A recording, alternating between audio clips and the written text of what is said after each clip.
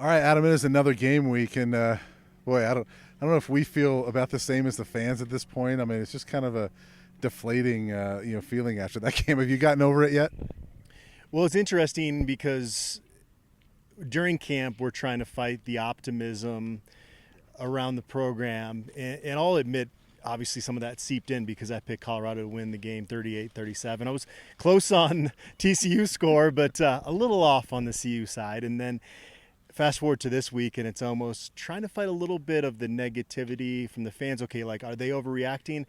But the more you look at it, and the fact they give up 261 rushing yards in the second half, and they're going up against Air Force, which led the country in rushing yards the previous two seasons and had almost 700 yards of offense in their opener. I know it's an FCS opponent, but it was Northern Iowa was a pretty good FCS opponent, and you're going, it's hard. I'm almost kind of giving into that a little bit. Just it seems kind of, I wouldn't say hopeless at this point, but it's quite the transformation from positive to negative in a short period of time. Yeah, no question. I keep going back to, Carl Durrell at the end of that game was asked a question, and he said, well, it's hard to find positives. And I've still struggled to find some positives, since then. There's some. I mean, you can see some of the young talent, right? You could see some guys that played fairly well. But overall, you look at this, and it's hard to feel positive about this team going into this game. And they're 18-point underdogs, which is insane, against a Mountain West school. And no offense to Mountain West, but it is what it is, right? And so all of that, it's hard to fight that negativity right now and try to say, all right, it's just one game. I don't want to read too much into one game, but that was an ugly game. And also where the quarterback situation is right now. And if JT Shroud is going to start on Saturday, it would make sense, I think, for this staff to put that out there to get at least some fan engagement going this week. I really don't see a strong argument for Brendan Lewis to start this football game. If you try to make the case that, okay, well, Air Force is going to dominate time of possession, you can't have turnovers, and we know JT Shroud is more prone to turn the ball over than Brendan Lewis is.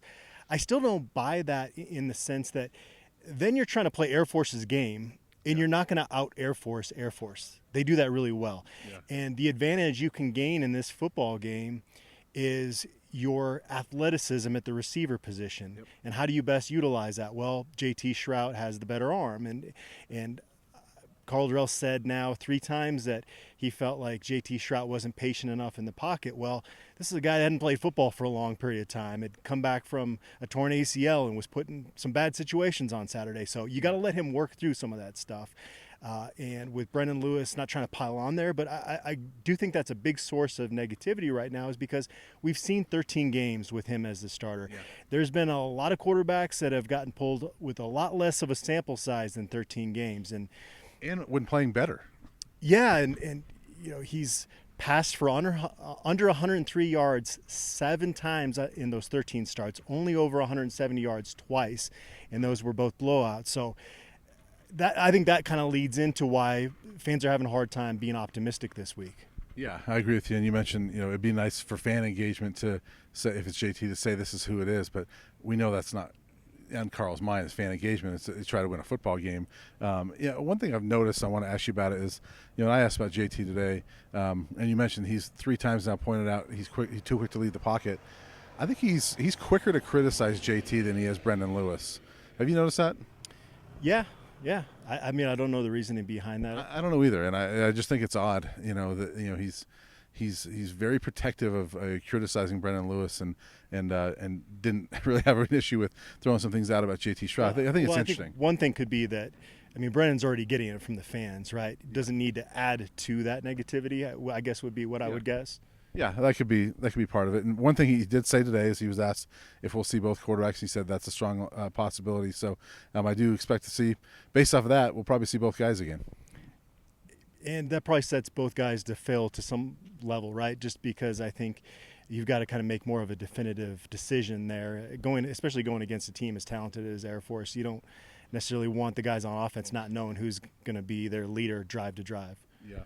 So it's going to be a tough one. Obviously, a lot of talk about Air Force offense and, that option offense. And, the Buffs struggled with it a little bit in 2019. And so much is made of the run, but it was really the passing game that killed the Buffs in 2019. And, they hit those, go run, and then hit the big pass. And the Buffs got burned on that. And so, there's three guys, the defensive linemen for this team, have all played in that 2019 game. So if you're going to have any experience on your team against Air Force, at least it's the defensive line, who's probably, they've got some good experience. All three, Jalen Sami, Naeem Robin, Terrence Lang, all played a significant amount of snaps in 2019. So maybe that helps them this week.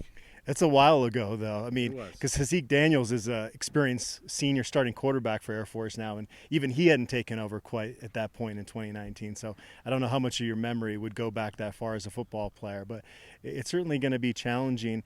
Again, going back to an earlier point I made, the area you can exploit this Air Force team is deep shots against their young secondary, because top to bottom, this is one of the most talented teams that Troy Calhoun has had there at Air Force, and they've had some good football teams there, but they're pretty young in the secondary, and you're always going to have that athleticism advantage over a military academy like that. So that's the area where I think you're going to have to exploit them. Otherwise, it could be a long day for the Buffs. So record-wise, the best team Troy Calhoun has had is the 2019 team that came here. They were 11-2. The people that cover the program think this might be even better. So we'll see. What's your game prediction this week? Yeah, I'm going to have a little bit of optimism in terms of Colorado scoring some points, but again, going back to last week, Colorado giving up 261 yards on the ground in one half to TCU, and what Air Force has been able to do consistently on the ground, I think it's going to be really tough. Give me Air Force 41-20. Okay. I'm going with Air Force as well. I go 31-17. Buffs at least cover what is now an 18-point spread in my mind, but I think they do fall to 0-2. Adam and I will be back after the game to talk about it.